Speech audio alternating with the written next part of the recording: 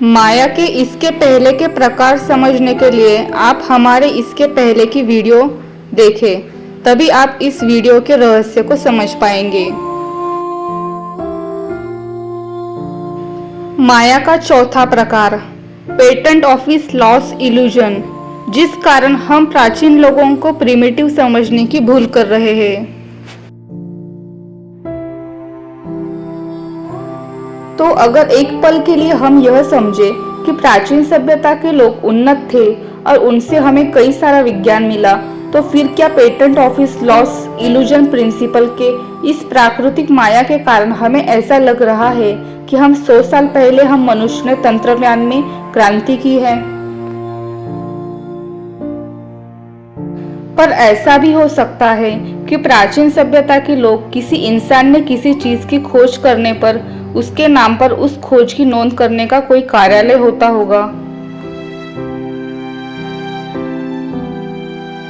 फिर प्राकृतिक आपदा में यह कार्यालय, जैसे कि उदाहरण के तौर पर समझे तो पेटेंट ऑफिस खत्म हुआ और सब रिकॉर्ड्स के कागजात आपदा में नष्ट हो गए, तो फिर अगले सरकार ने वहां पर नया कार्यालय बनवाया।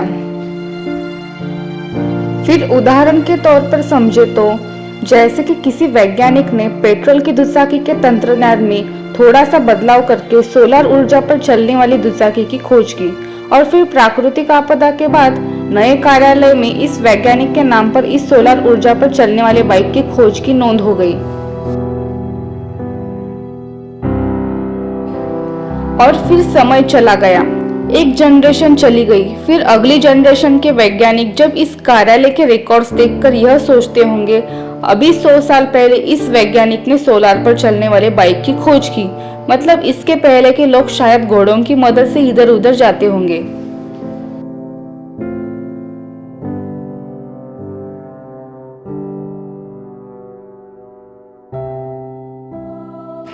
माया का पांचवा प्रकार, ancient royal Kings shoulder chair illusion.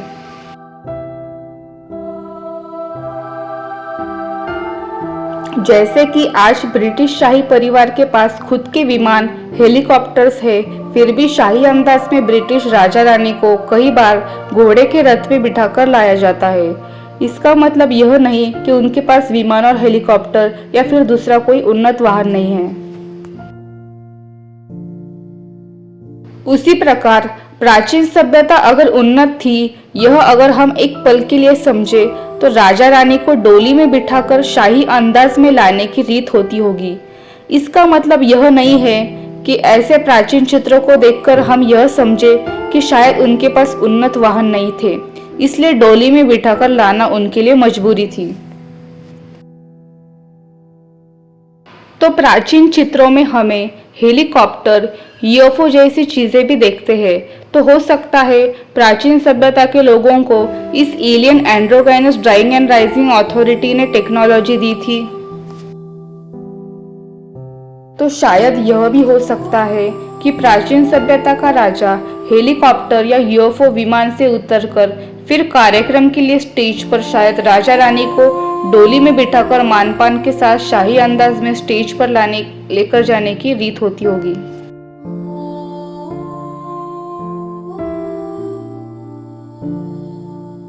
माया का छठवां प्रकार, old use technology sold in scraps and recycling and renovation illusion. प्राकृतिक आपदा के बाद कोई वैज्ञानिक बल्ब की खोज करता है, और प्राचीन सभ्यता में हमें जैसे कि इजिप्ट के देंदेरा में बल्ब लाइट्स होने के सबूत मिलते हैं। तो हो सकता है कि यह टेक्नोलॉजी भी एक जनरेशन से दूसरी जनरेशन के पास अलग अलग बदलाव के आविष्कार के साथ आती होगी, और जैसे कि आज हम सब लोग हमारे पुराने बल्ब स्क्रैप में बेच देते हैं जो रिसाइकल होता है, हम यह नहीं सोचते कि एक बल्ब संभाल कर रखो आगे आने वाली जनरेशन के लिए सबूत के तौर पर।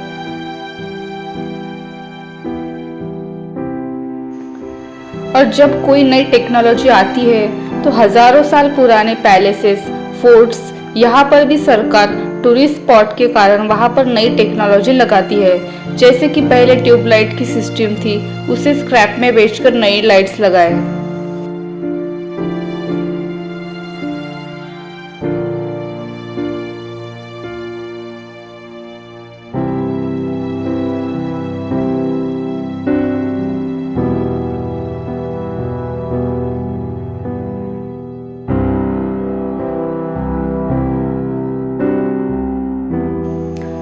तो हो सकता है कुछ इसी प्रकार की चीजें मध्ययुगीन राजा महाराजाओं के सरकार द्वारा भी ऐसे उपक्रम किए जाते होंगे।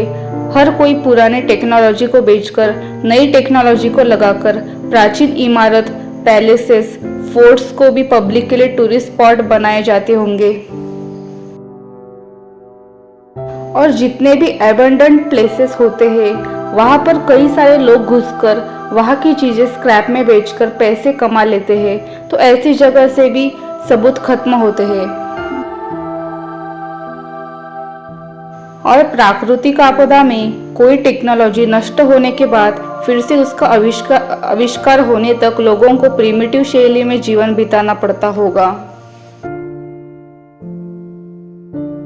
माया का 7वां प्रकार, फ्लेम टॉर्च मशाल इल्यूजन। प्राचीन और मध्ययुगीन इतिहास में हमें हमेशा मशाल का प्रयोग दिखाई पड़ता है और बल्ब लाइट्स के चित्र भी मिलते हैं। तो हो सकता है तब भी बल्ब की टेक्नोलॉजी मौजूद थी और मशाल का प्रयोग सैनिक जंगल के रास्ते से जाते समय जंगल के हिंसक पशु को डराने के लिए हाथ में आग की मशाल रखते होंगे ताकि वो आग को डरकर दूर रहे और उन पर हमला ना करे, क्योंकि प्राचीन समय में आबादी कम और जंगल बहुत घने होते थे। या फिर जंगल के हिंसक पशु मानवीय बस्ती में प्रवेश न करे, इसलिए भी घर के बाहर मशाल जलाकर रखने की जरूरत पड़ती होगी। जैसे कि इस एंड्रोगाइनस अथॉरिटी को कई बार प्राकृतिक आपदा के बाद वापस आने के बाद लोगों को प्रिमिटिव शैली में जीवन बिताते हुए वर्णन प्राचीन दस्तावेज में मिलता है, जिसकी जानकारी हम आने वाले वीडियो में लेंगे।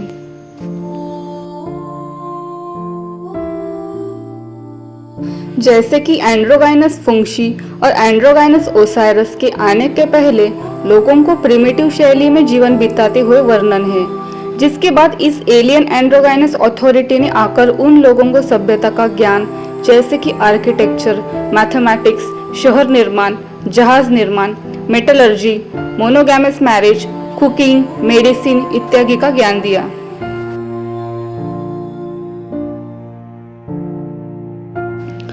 और लियोनार्डो दा विंची मोनालिसा के पेंटिंग के जरिए हमें शायद नेचर के इसी इल्यूजन के सिद्धांत के बारे में बताना चाह रहे थे, जिसमें हमें देखकर ऐसा लगता है पर वास्तव में सत्य कुछ अलग ही होता है।